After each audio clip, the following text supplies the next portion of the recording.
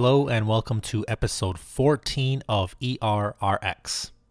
Well, we finally got to this point. I'm doing my first COVID-related episode, and instead of rehashing the almost hourly barrage of information on treatments, morbidity, and mortality, I wanted to focus on something you can hopefully find useful for yourself and your patients. This week, we discussed the SARS-CoV-2 IgG antibody test and what its results mean in different settings. I recently got my antibody results and it came back negative.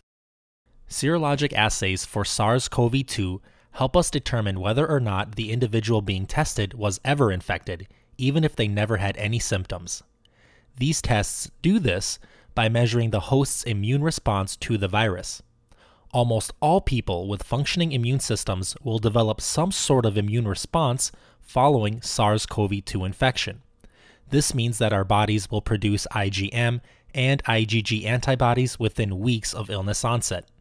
The strange thing about SARS-CoV-2 is that IgM and IgG antibodies are formed almost at the same time in the serum, which is not the case for most infections, where IgG lags behind IgM.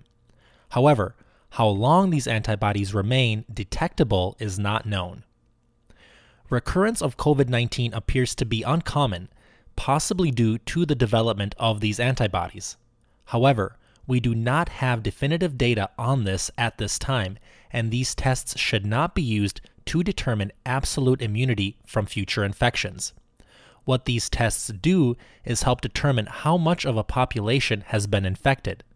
This demographic and geographic information can help us understand which communities may have higher infection rates and therefore higher rates of herd immunity. They may also be used to determine who may qualify to donate blood used to manufacture convalescent plasma as a possible treatment option for those who are critically ill from COVID-19. To better understand these types of tests, we have to talk a little bit about stats. The utility of these tests depends on sensitivity and specificity of the assays, which is related to the positive predictive value and the negative predictive value.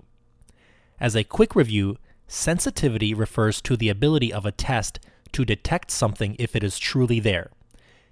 In this case, antibodies to SARS-CoV-2. Is it sensitive enough to turn positive if antibodies are present? This means that the higher the sensitivity, the lower rate we have of false negatives, meaning that if you have a negative test, it probably truly means you don't have the antibodies. Specificity refers to the ability of a test to only detect one certain thing, in this case, only antibodies to SARS-CoV-2, but not other antibodies. This means that the higher the specificity, the lower rates we have of false positives, meaning that if you have a positive test, it truly means that you have the antibodies. These relate to positive and negative predictive values in this way. If the test has a high positive predictive value, it means that if you have a positive test, you almost certainly have the antibodies. If the test has a high negative predictive value, it means that if you have a negative test, you almost certainly do not have the antibodies.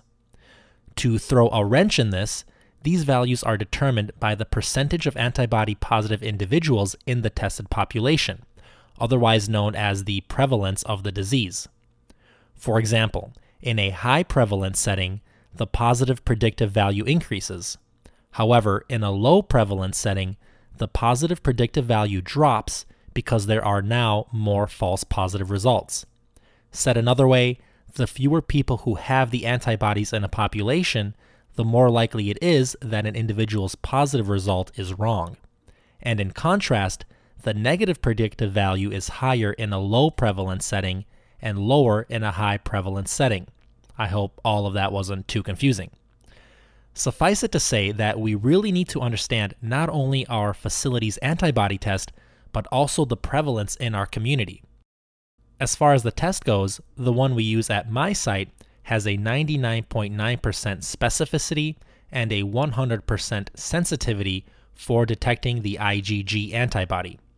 This comes with the caveat that the individuals are tested 17 days after symptom onset.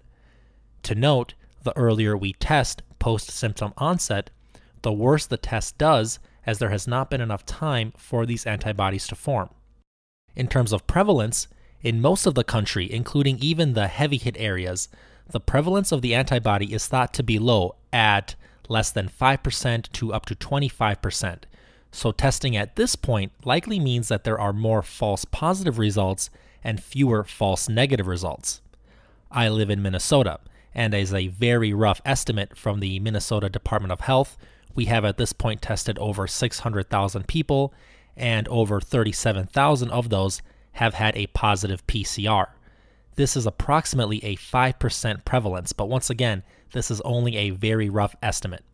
So in my case, my negative test had a very high negative predictive value and was likely accurate. Does this change my behavior at work or in life? Not really. Would a positive result have changed my behavior? Once again, not really, because we don't know what it means to have these antibodies at this time. I will basically go about my life and continue doing things I already have been doing, which are social distancing, wearing a mask, and keeping my hands clean and out of my face. As always, thank you so much for your time.